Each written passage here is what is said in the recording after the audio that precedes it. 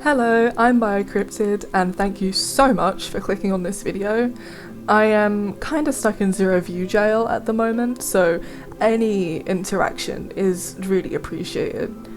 So, this is a story time of the couple of days I spent going to Shrewsbury Prison. It's titled My Trip to Shrewsbury Prison because the main things that went wrong were when I was on the train, so I will be mainly talking about that.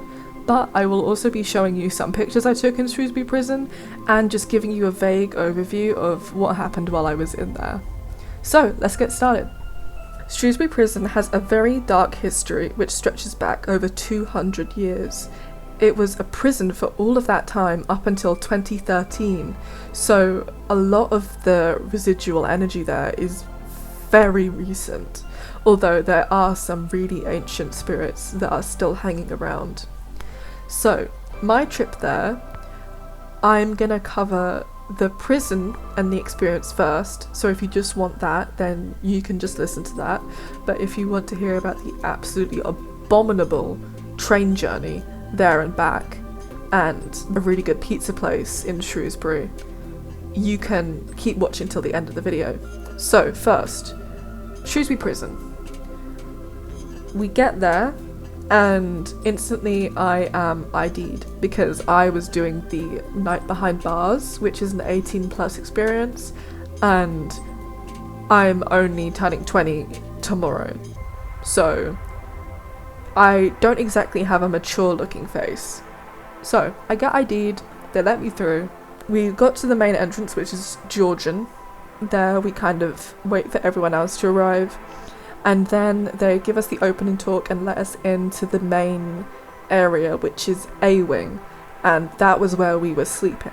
We were sleeping on the very top floor. There's like 4 floors of rooms. The doors, because they're prison doors, obviously, they're for cells, they can't lock from the inside, they can only lock from the outside. So you don't want to close them fully or you will get locked in your cell. You have to call an emergency number if you get locked in your room for someone to come and unlock you. And it's surprisingly quiet in the cells, considering you have neighbours when you're in there. There's like 30 or so people in there with you for the experience, and there are people on either side in the cells next to you. But when you're in the actual cell, you get more noise from outside and from the front of your door than you do from the walls beside you, because it's all brick walls. And they're pleasantly cool, so if you are going on a hot day like I did, I would recommend going to an old prison, because oh my gosh, it makes sleeping so much easier. Although I did sleep on the floor because I was sharing the room with my mum, and I took floor duty because I can't get on the top of a bunk bed because I don't want to, and I fell off one once, so that's kind of put me off bunk beds. So she was on the bottom bunk, I was on the floor. They do give you mattresses, don't worry, and they give you sheets to cover the mattresses with, but we had to bring our own sleeping bags and pillows. I didn't bring a pillow because it was taking up too much room in my rucksack, so I just kind of folded up my jumper and put my head on that, which surprisingly was quite comfortable. We unpack and then we head down to the cafe, which opens at 8. And I was quite surprised because I thought that there would be more of a buzz in the cafe, spirit-wise, just because if I was a ghost, I would probably just hang out in the most done-up room. But I really couldn't feel anyone watching me in there. And that's what I said to my mum until I felt something looking at me from the back of the room. Now, bear in mind, I have not really done any research into the different rooms of this prison. We have just got here. I am not reading any of the information boards like my mum is. So, bearing that in mind, I feel someone watching me from the back room, and I tell my mum that. From where we're sitting, it just looks like we can just see one half of the wall and part of a chair and the doors propped open, and there's no one in there. And I'm just like, oh, well, that's kind of creepy. But I take a few selfies because I'm thinking, oh, wouldn't it be crazy if I caught something? And nothing showed up in the picture. But then I walk over to it to see what's in there. And there's this massive mural. I'm showing the image on the screen. And you can pause to read if you want. But basically, the more malevolent spirit than the rest of them likes to linger in that room and move around the cafeteria. So I think that me saying, oh, I really can't tell there's anyone here, kind of drew his attention to me. I'm pretty sure his name is Larry, and he is, let's just say, someone who does not check for consent before doing adult time. Okay, so that's part of the reason why he was in the prison. And he mainly targets women that go to visit. Now, I am not a woman, but I do present quite androgynously. So I'm guessing he was a bit confused, to say the least, thinking, is this a target or is this some random dude? And he was looking at me for a while, for a few good minutes, and then he just stopped looking at me. It felt like he lost interest, probably because I didn't present femininely enough for it to do anything for him. Later, we learnt on the tour that he actually offed himself in that room, which is why he tends to go there so often. They turned the lights off after the ghost tour, so most of the rooms are pitch black and you have to go around with torches. Here's some pictures that I took while I was wandering around by myself, just to give you an idea of what it looks like in the dark. It makes it 10 times creepier. We go around the prison, we have a great time.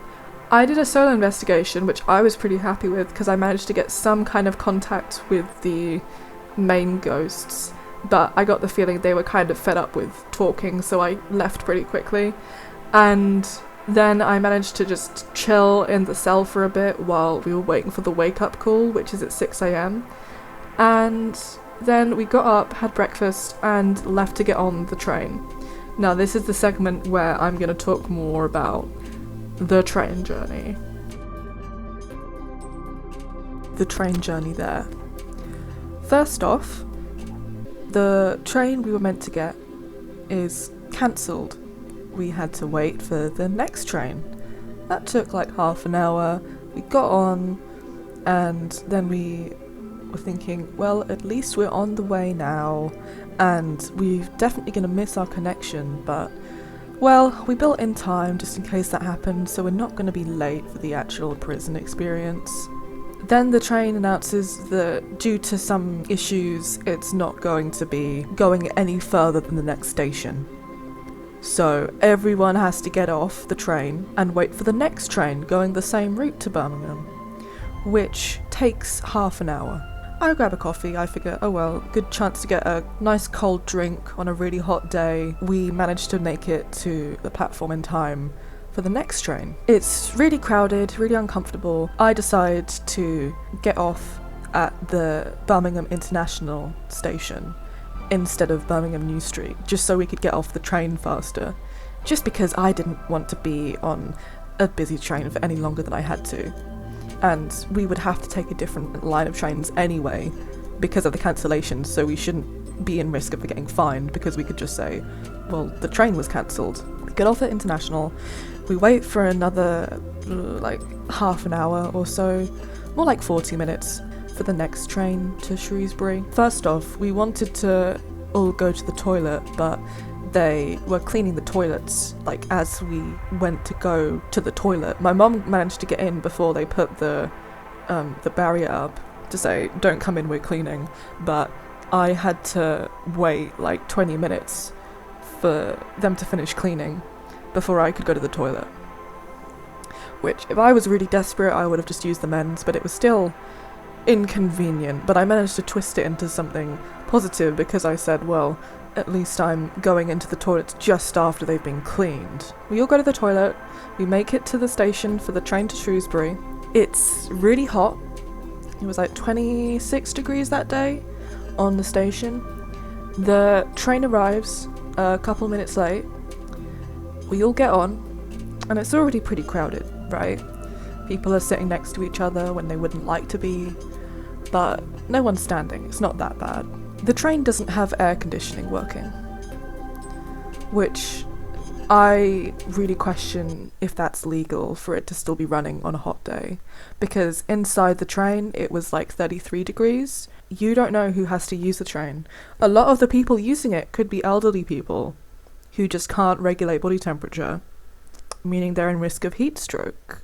And you have a bunch of people crammed into a train with no airflow because, mind you, the windows were wide open. I was sat next to a window because my mum and I were lucky enough to get a seat. No airflow coming from that window unless we were moving. We sat for 20 minutes at Birmingham New Street when we got there. So there was no air flowing, and the train was just getting hotter and hotter because even more people got on.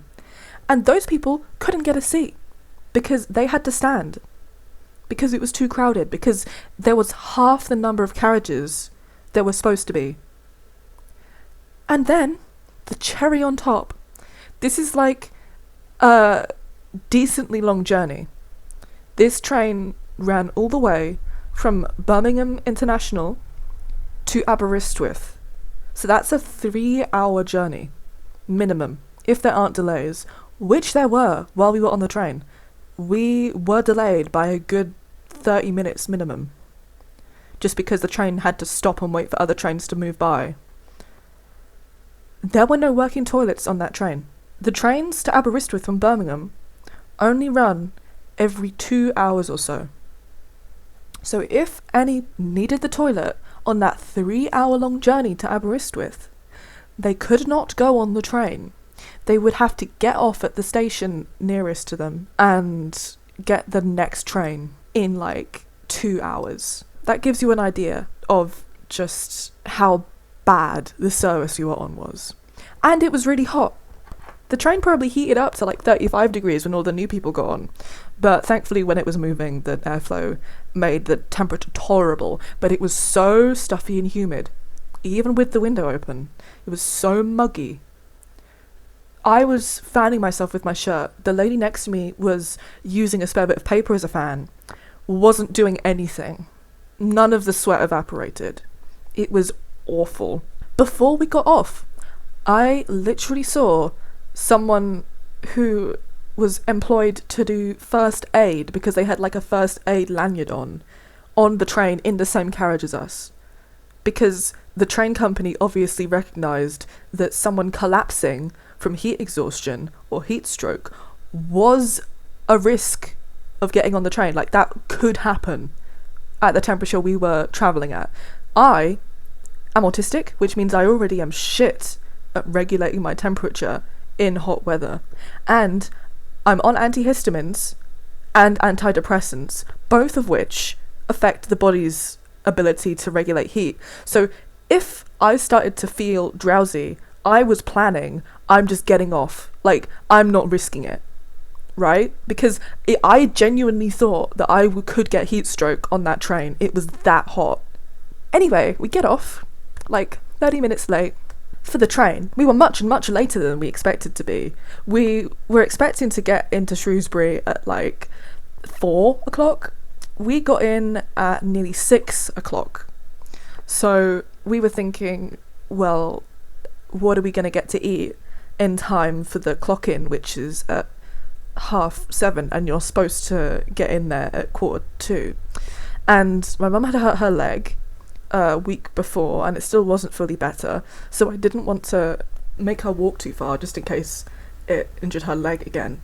So we were kind of restricted to the shops and the places to eat along the high street, which were close-ish to the station. We ended up wandering to this place called Dough and Oil, which is a pizza place that makes pizzas with proper sourdough. We ate there. It felt like a reward for getting through that train journey because the pizza tasted so good. It was genuinely the best pizza I've ever had.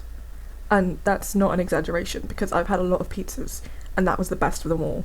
It probably helped that I was very hungry, because we'd been on the train for many hours, and I'd only had breakfast, but still, it was freaking good pizza. So if anyone listening to this has plans to go to Shrewsbury at any point, I highly recommend Dough and Oil. And if you go and it's crap, feel free to say so in my comment section. It was really good. That's all I'm going to say. Now, listening to me moaning about my time on the train, I get that for people who live in countries where temperatures get higher, heat waves in the UK don't sound that bad, because you just hear the temperature estimate and you see people complaining when the temperature gets as high as like 30 degrees, and you say, but it gets 30 degrees over here and it's not that bad. Let me tell you about an event that we like to call the Great Humbling, which is where people who have originally said that the heat in the UK isn't that bad travelled to the UK and experienced an actual heat wave there, and they say, oh yeah, I get it now, because you don't realise how much your infrastructure of where you live helps you in the heat until you go to somewhere with infrastructure which is designed to keep heat in during a heat wave. We do not have air conditioning consistently because we don't need it for most of the year. So when a heat wave arrives, everyone is completely unprepared. Unless they've bought an aircon personally, they're not prepared for a heat wave. We're used to summers being like 25 degrees, not 30-something degrees. People aren't acclimatized to it because they usually come really suddenly. We go from having cold, drizzly weather to having really, really hot weather. People's bodies literally don't have enough time to adjust. And if people are still working 9-to-5 jobs, a lot of the times the transport that they're using and the places where they're working, unless they're working in more affluent areas, usually they have to use at least one service or go to at least one place that does not have proper air conditioning and is not built for hot weather. So even if the temperature outside you hear, well, it's like 30 degrees, that does not reflect the temperature inside, which if somewhere is really crowded and there's no air conditioning, could be several degrees higher, closer to 40 degrees, which is why it is an actual threat to life. So you could say, oh, well, you're just being dramatic. People die in these heat waves. It's not just people complaining. People get heat stroke and they get seriously ill, and more vulnerable people die because we are just not prepared for it at all. And the people in charge are not doing anything to help with that. They're not investing in more infrastructure. They're not setting any laws to say that you need to have enough of an ability to cope with the heat to remain at work or to keep operating as a business in a heat wave. So people get completely blindsided when a heat wave comes, even though it happens a lot more often now because of global warming. People get seriously ill during heat waves in the UK when they might be completely fine at higher temperatures anywhere else, but the conditions here are just really bad for heat waves specifically. I am literally looking at an article right now. I'm going to show the article on screen. Literally a day after I travelled on the train, passengers in another part of the country had to be evacuated from a train which had broken down because the aircon wasn't working and because it had been stationary for too long. It wasn't working, the aircon wasn't working, and they said, look, this isn't safe, we need to evacuate people from the train because it was above 30 degrees. I can say, yeah, it was inconvenient and really uncomfortable on that train, but it got to the point, literally a day after, people had to be evacuated. For me, it was an inconvenience. For other people, there was a serious threat to their lives. Think of all the trains that don't have aircon ever working. They would still be running. That one was only evacuated because it broke down for a number of hours. But think of all the ones that still continue to operate at that temperature, because that was the only one that was evacuated. And I was only told about this a couple of days after we travelled. The same day that I travelled on the train, there was a train crash in another part of the country. I'm pretty sure it was Bedford. The train driver was killed in the crash, and several passengers were injured. I'm talking like 53 people in hospital, 8 in critical condition, meaning they could die from that crash. Train crashes might not be as common as car crashes, but it is still a risk, and you're putting yourself at more risk than the people who are in the seats. Because if you're standing, you go flying, and think of how fast trains are moving. I'm lucky that I can just complain about my bad train journey there and back, because when the trains aren't operated properly, people die. And just because this sounds a lot like I am criticising the rail services as a whole, I just want to make it really clear, I in no way am blaming the people who have to operate the trains. That's not their fault. I don't like the corrupt CEOs of train companies. Completely different things. If you work for a train company or any service like that, kudos to you, because you don't get paid enough. I've told you about the train journey there, which I will say was much, much hotter than the train journey back, but that doesn't mean the train journey back was any better, because there was a rugby event on the day that we were travelling back, which we did not know about. Yet again, the train became incredibly crowded. There must have been some kind of message given to the driver from a later platform, because they said that they would not be stopping at the stop I needed to get off at. So they had to cut off a stop, because otherwise they just would have too many people trying to get on. So they told us to get off and wait for the next train that was going the same route. But then more people who wanted to see the rugby came in from Northampton, and for a while they were blocked by the gates where you scan your tickets, because obviously they realised there's far too many people here to let them all through now. They had to let a few trains worth of people get on the train for them to actually get through. And then when they did come through, it was like a sea of people. It was awful, because everywhere suddenly smelled like Axe body spray, and there were too many people, and it was just an autistic person's nightmare. I do not like crowds. I can't think of anyone who does like being crammed into a space with a bunch of people that they do not know. So it was genuinely unpleasant, and I had already not wanted to wait for this train. I did not want to get on another train, which was really crowded.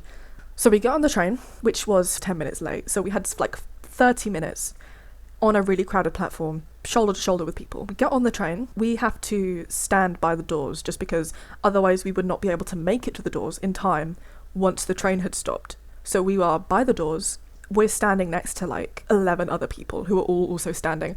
Not because they're choosing to. There was an old man who should have been sat, but obviously just couldn't make it to a seat. So we were all standing. We make it to the point where we are like 5 minutes from where I would have been getting off with my mum. I'm standing in front of a handrail because there is nowhere else to stand. And I'm kind of leaning against it to keep myself from falling over every time the train shakes. There's a guy standing in front of me. I am in his armpit because he's holding the rail, and every now and then he lets go of the rail to kind of hold his bags. And 5 minutes from the station I need to get off at, the train shakes really suddenly, and he hits me across the face because he's trying to grab the rail, and then instantly is like, oh my god, I'm so sorry. You know, like really apologetic. Like his girlfriend was like, oh my gosh, are you sure you're okay?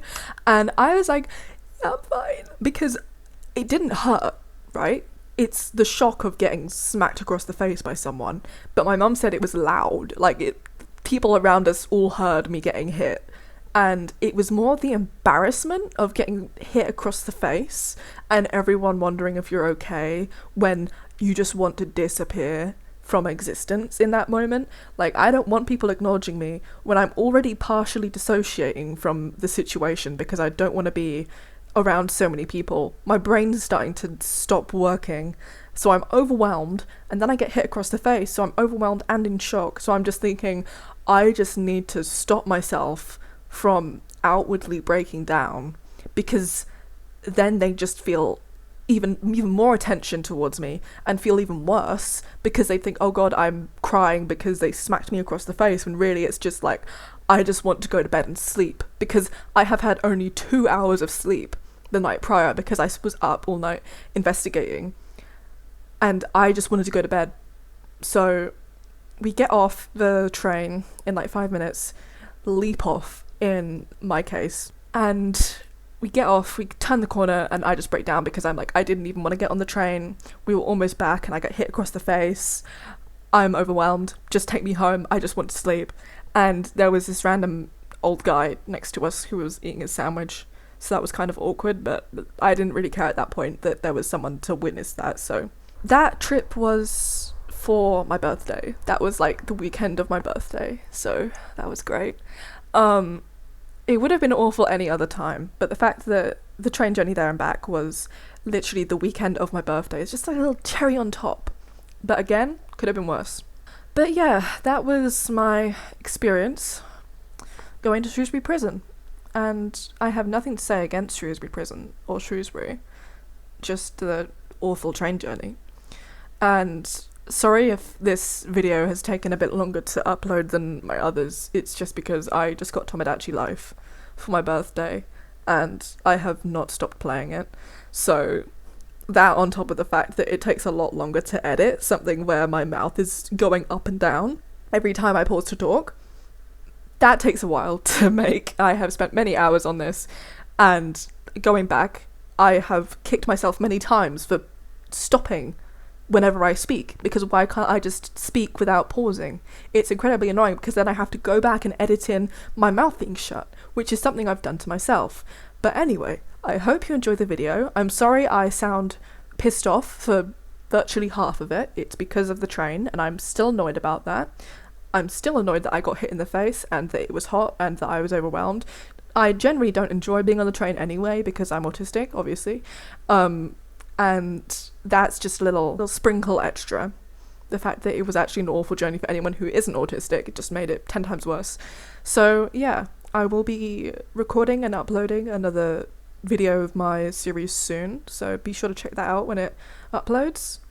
And yeah, have a good day. I hope your day is better than mine when I was on the train. Bye!